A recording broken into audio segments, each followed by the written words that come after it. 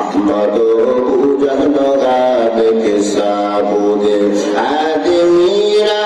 आदमियत लाज़िबास गुल अगर खुशबू नदारत है समास एक सच में सदन गाफिल सा शाहिर बाशी एक सच में सदन गाफिल सा शाहिर बाशी शायद की निगाहे कुरदगाह नवाशी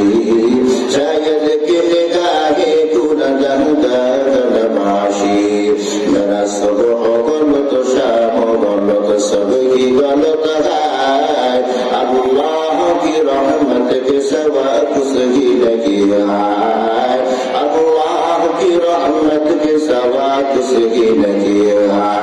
अल्लाहु আকবার গোলাম হওয়াটাকে আমার নবীও পছন্দ করেছেন আল্লাহ গোলাম হওয়াটাকে পছন্দ করেন ঠিক কিনা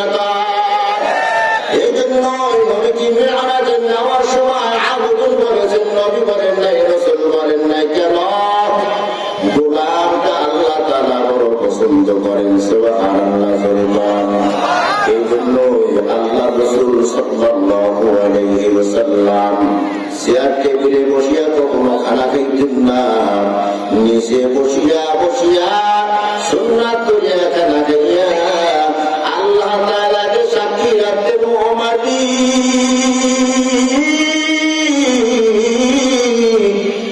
একটা গোলাম জমিয়ে বসে যেভাবে খানা খায়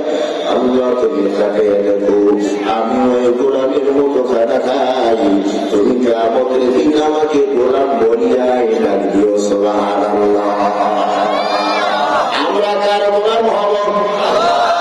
কারা কারা আল্লাহর গোলাম হবে দুহাত তুলে দেখেন নারে তাকবীর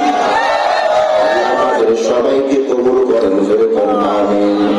গোলাম শুধু মুখে দাবি করলেই হবে না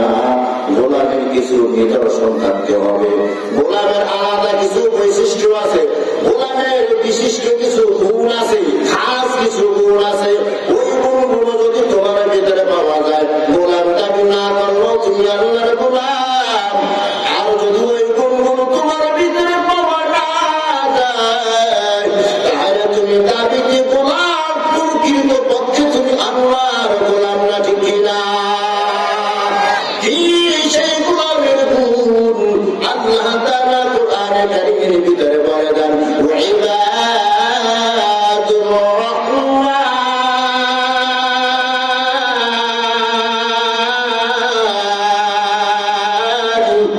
আল্লাযীনা ইয়ামশুনা আলাল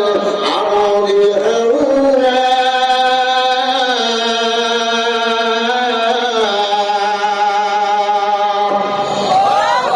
রহমানের কাছে গোলাম যারা হবে তাদের এক নম্বর গুণ আল্লাযীনা ইয়ামশুনা আলাল আরদি হাওনা জমিনের উপরে তারা নম্রভাবে চলাফেরা করবে বিনয়ের সাথে চলাফেরা করবে জন্মের ভিতরে তারা অহংকারী ভাব নিয়ে চলবে না লোকমান হাকিম তার সন্তানকে নসিহত করতেছে ও সন্তান ওয়ালা তামশি ফিল আরদি মারহা জমিনে দম্ভ ভরিয়া চলবা না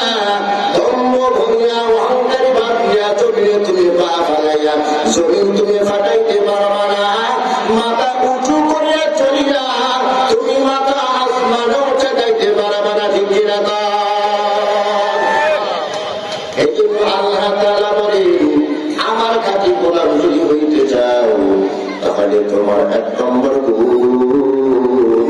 তুমি বিনয় হয়ে যাও জমিনের ভিতরে চলবা বিনয়ের সাথে তোমার ভিতরে যেন অহংকারী ভাব না থাকে যার ভিতরে বিনয় গুণ বেশি থাকে আল্লাহ তাআলা তাকে বেশি ভালোবাসেন নবীজি বলেন আলা রাসূলুল্লাহ সাল্লাল্লাহু আলাইহি ওয়াসাল্লাম মান তাওয়াদা লিল্লাহি রাফাহুল্লাহ যে আল্লাহর সামনে নত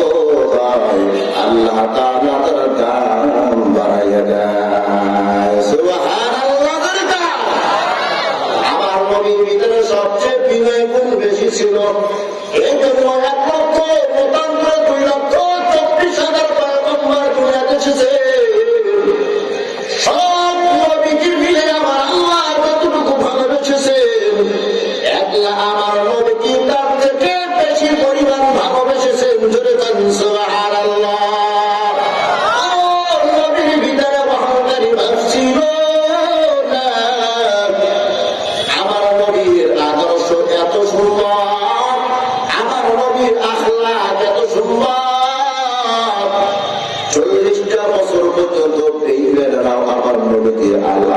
বলেছেন সুবহানাল্লাহ।